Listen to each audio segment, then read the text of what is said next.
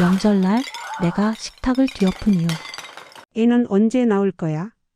결혼한 지 벌써 3년이 넘었는데. 시어머니의 목소리가 거실 가득 울려 퍼졌습니다. 그 순간 저는 손에 들고 있던 국그릇을 바닥에 내려놓았습니다. 아니, 정확히는 집어던졌습니다. 이제 그만하세요. 더 이상 못 참겠어요. 55해를 살면서 처음으로 목청껏 소리를 질렀습니다. 그리고 그날 저는 27년간 이어져 온 이 집안의 추악한 민낯을 모두 까발렸습니다. 제 이름은 정혜진, 올해 40입니다. 결혼 5년 차, 아이는 없습니다. 아니, 정확히 말하면 아이를 가질 수 없습니다. 하지만 그 사실을 아는 사람은 남편과 저 단 둘뿐입니다. 시댁 식구들은 모릅니다. 제가 불임이라는 사실을, 제가 매달 병원을 다니며 눈물 흘린다는 사실을, 제가 얼마나 아파하는지를 전혀 모릅니다. 알려고 하지도 않습니다. 그들에게 저는 그저 아이를 안 낳는 철없는 며느리일 뿐입니다. 모든 게 작년 설날부터 시작됐습니다. 시댁은 전형적인 대가족입니다. 큰 집과 작은 집이 명절 때마다 모여서 제사를 지냅니다. 시아버지가 돌아가신 후로는 시어머니가 종가집을 지키고 계시죠. 그런데 작은 집, 그러니까 시아버지 동생 집안과의 신경전이 장난이 아닙니다. 작은 집 며느리 수연 씨는 저보다 2살 많습니다. 결혼한 지 8년 됐고 아들 둘에 딸 하나를 뒀습니다. 그것도 3년 터울로 척척 낳았습니다. 시댁에서 보면 완벽한 며느리죠. 우리 수연이는 정말 복덩이야.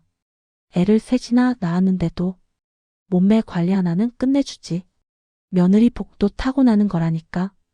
작은 어머니는 명절 때마다 수연 씨 자랑을 늘어놓습니다. 그때마다 시어머니 얼굴이 일그러지는 게 보입니다. 우리 혜진이도 똑똑하잖아. 대학도 좋은 데 나왔고 직장도 다녔고. 형님, 요새는 며느리가 똑똑한 게 뭐가 중요해요? 애를 낳아줘야죠. 집안대를 이어야 하는데. 노골적입니다. 너무나 노골적입니다. 작은 어머니의 그 한마디에 식탁은 순식간에 얼어붙습니다.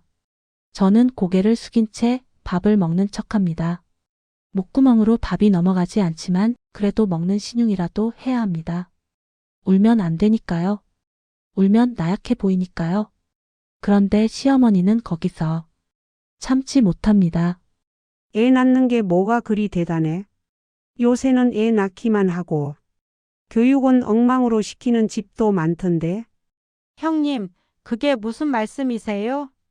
우리 애들 교육 엉망이라는 거예요? 내가 언제 너희 집 얘기를 했니? 일반적인 얘기지. 두 분은 이렇게 명절 때마다 신경전을 벌입니다. 자식 자랑, 손주 자랑으로 포장된 치졸한 자존심 싸움입니다. 그리고 그 한가운데 저는 항상 아이 없는 며느리로 서 있습니다. 작년 추석 상황은 최악으로 치달았습니다. 작은 집 큰 아들이 의대에 합격했습니다. 작은 어머니는 그 소식을 온 동네 방네 떠들고 다녔습니다. 당연히 명절날도 그 얘기뿐이었죠. 우리 준호가 의대 붙었어요. 형님, 이제 우리 집안에도 의사가 나오네요. 그래, 잘했네. 공부를 열심히 했나 보구나. 시어머니의 대답은 시큰둥했습니다. 속이 뒤틀리는 게 눈에 보였습니다. 우리 집 조카는 아직 고등학생이니까요. 그런데 작은 어머니가 한마디 더 보탰습니다. 형님, 그나저나 큰 집은 언제 손주 보여드릴 거예요? 명절 때마다 오니까 우리 애들만 북적북적한 게 좀 미안하네요. 시어머니 얼굴이 불그락푸르락했습니다. 애는 하늘이 주는 거야. 때가 되면 생기겠지. 에이, 요새 애들은 안 나오려고 하잖아요. 맞벌이 하느라 바쁘다고. 혜진이도 직장 다니시잖아요. 제가 직장을 그만둔 지 2년이 넘었는데도 작은 어머니는 모르는 척합니다. 아니, 알면서도 모른 척하는 겁니다. 혜진이는 작년에 그만뒀어. 아, 그래요? 그럼 이제 애 가질 준비하시나 보네요. 옆에 앉아있던 작은 아버지까지 거들었습니다. 형수님 요새는 병원도 좋던데 한번 데려가 보시지 그래요. 애 안 생기는 데는 다 이유가 있다니까. 병원은 무슨 병원? 애 없어도 사는데 지장 없어. 시어머니가 버럭 소리를 질렀지만 저는 그 말이 더 비수처럼 꽂혔습니다. 애 없어도 사는데 지장 없다는 말은 곧 애가 있으면 더 좋겠지만이라는 뜻 아닙니까? 그날 밤 저는 화장실에 숨어서 한참을 울었습니다. 병원은 제가 더 많이 다녔습니다. 남편 몰래, 시댁 몰래, 제 친정 어머니한테도 말 못하고 혼자 다녔습니다. 난소 기능이 많이 떨어져 있으세요. 자연 임신은 거의 불가능할 것 같고 시험관을 하셔도 성공률이 15%밖에 안 됩니다. 27에 들은 그 진단이 이제는 10번도 넘게 반복됐습니다. 시험관 시술도 3번 했습니다. 모두 실패했습니다. 300만 원씩 들어가는 돈도 문제지만 그보다 더 힘든 건 매번 찾아오는 절망감이었습니다. 나는 왜 여자로 태어나서 이런 고통을 받아야 하지? 애를 못 낳으면 나는 쓸모없는 사람인가? 그런 생각이 들 때마다 저는 제 자신이 너무 비참했습니다. 남편은 괜찮다고 합니다. 애 없어도 우리 둘이 행복하게 살면 된다고 합니다. 하지만 명절날 시댁에 가면 남편도 어쩔 수 없이 눈치를 봅니다. 엄마, 혜진이가 스트레스 받으니까 애 얘기 좀 그만하세요. 내가 뭐 얼마나 얘기했다고. 작은 집에서 먼저 시비 거는데 내가 가만히 있으라고? 시어머니에게 저는 작은 어머니한테 지지 않기 위한 카드일 뿐입니다. 손주를 빨리 낳아서 작은 집보다 우위에 서야 하는 그런 도구 말입니다. 그리고 마침내 올해 설날이 왔습니다. 떡국을 끓이고 전을 부치고 제사상을 차리는 동안에도 신경전은 계속됐습니다. 수연아, 넌 애가 셋이나 되는데도 어떻게 그렇게 요리를 잘해? 에이, 제가 뭐 잘해요. 형님이 잘 가르쳐 주셨죠? 우리 형님도 요리 솜씨가 대단하신데 혜진이도 배우면 금방 늘 거예요. 작은 어머니의 그 말에 시어머니가 발끈했습니다. 혜진이도 요리 잘해. 너희가 뭘 안다고. 그래요? 전 한 번도 먹어본 적이 없어서 몰랐네요. 제사가 끝나고 모두 둘러앉아 식사를 할 때였습니다. 작은 집 둘째 딸이 갑자기 소리쳤습니다. 엄마, 나 배 아파.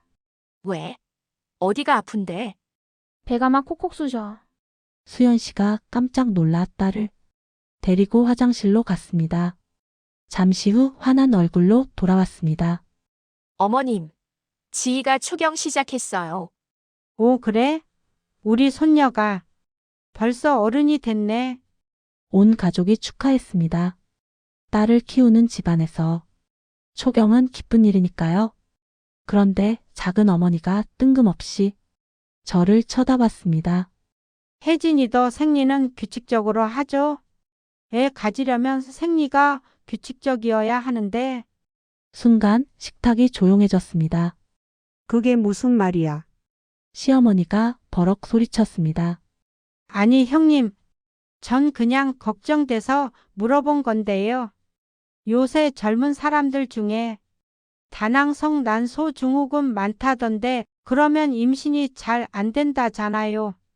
당신이 의사야? 함부로 그런 소리 하는 게 아니야. 형님이야말로 왜 그렇게 민감하게 반응하세요?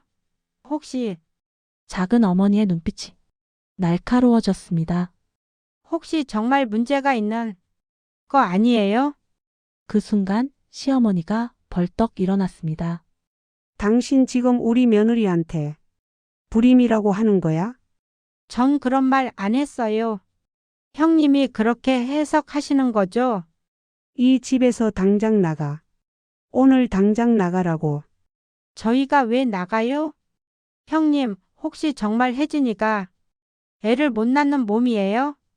그럼 진작 말씀하시지 왜 숨기세요? 숨긴 것 없어.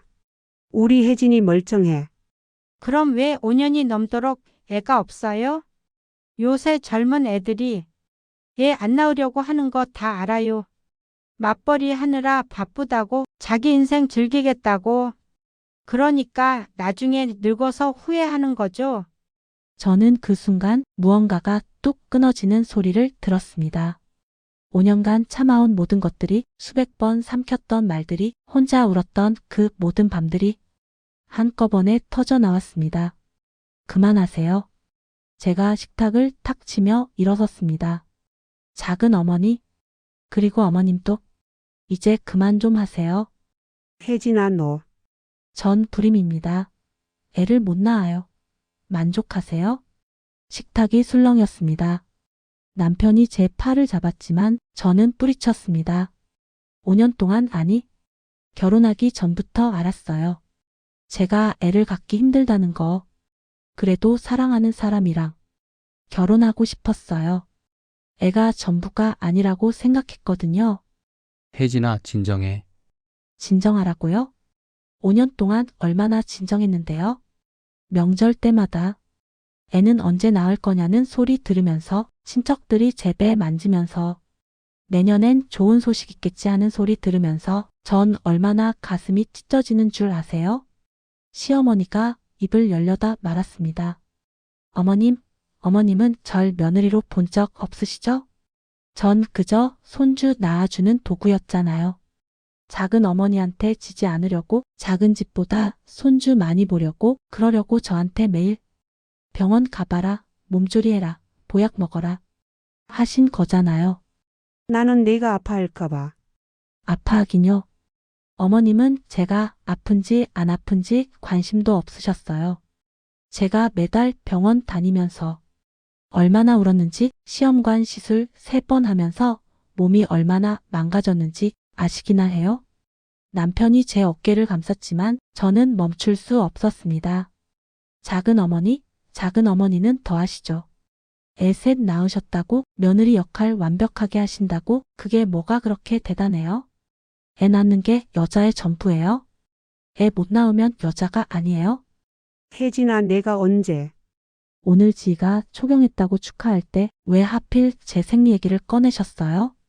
여자의 몸을 그렇게 함부로 얘기해도 되는 줄 아세요? 제 자궁이, 제 생리가, 제 임신 가능 여부가 왜 여기 모인 사람들의 관심거리가 돼야 해요? 작은 어머니의 얼굴이 새하얗게 질렸습니다. 저는 돌아서서 시댁 어른들을 한 명 한 명 쳐다봤습니다. 여러분, 제가 애를 낳든 안 낳든 그건 저희 부부의 문제예요. 여러분이 참견할 일이 아니에요. 그리고 어머님, 작은 어머니 두 분이 손주 자랑으로 으르렁대는 거 정말 보기 흉해요. 애들이 뭐 두 분 거예요? 애들도 다 자기 인생 살아갈 사람들이에요. 혜진아, 그건 좀. 전 이제 이런 명절 모임 안 올래요. 5년간 충분히 참았어요. 제 건강도 제 마음도. 이제 더는 못 견디겠어요. 저는 핸드백을 집어 들고 현관으로 향했습니다. 여보, 우리 가요. 전 더 이상 여기 있지 않을래요. 남편이 조용히 고개를 끄덕였습니다. 처음으로 남편이 제 편을 확실하게 들어주는 순간이었습니다. 엄마, 저희 먼저 갈게요. 혜진이 말이 맞아요. 우리 문제는 우리가 해결할게요. 차에 타서 한참을 울었습니다. 남편이 제 손을 꼭 잡아줬습니다. 미안해. 진작 내가 이렇게 했어야 했는데. 아니야. 내가 먼저 말했어야 했어. 그날 이후 저는 시댁과 연락을 끊었습니다. 시어머니한테서 몇 번 전화가 왔지만 받지 않았습니다. 한 달쯤 지나서 카카오톡이 왔습니다. 혜진아, 미안하다. 내가 너무 몰랐구나. 내 마음을 헤아리지 못했어. 앞으로는 애 얘기 안 할게. 명절에 안 놔도 돼. 너희 둘이 행복하게 살아라. 저는 그 문자를 보고 또 울었습니다. 하지만 이번엔 분노의 눈물이 아니었습니다. 이제는 제 인생을 살 겁니다. 애가 있든 없든, 시댁 눈치를 보든 안 보든 저는 제 행복을 찾을 겁니다. 여러분, 명절 때 상처 받으셨나요? 시댁에서, 친척들한테서 애는 언제 낳냐, 둘째는 언제 가지냐, 왜 아직도 미혼이냐. 같은 말 들으셨나요? 그 말들 절대 참지 마세요. 여러분 몸은 여러분 것입니다. 여러분 인생도 여러분 것입니다. 누군가의 기대를 충족시키기 위해 사는 게 아니에요. 오늘 제 이야기가 누군가에게 용기가 되길 바랍니다. 더 이상 참지 마세요. 여러분은 충분히 소중한 사람입니다. 저물어가는 노을이 아름다운 건 그 안에 수많은 이야기를 품고 있기 때문이겠지요. 당신의 남은 삶도 그 노을처럼 찬란하게 빛나길 기도합니다. 마음을 울리는 따뜻한 이야기를 배달하는 린율이었습니다. 당신의 소중한 구독과 좋아요는 더 좋은 이야기를 만드는 큰 힘이 됩니다. 시청해 주셔서 진심으로 고맙습니다.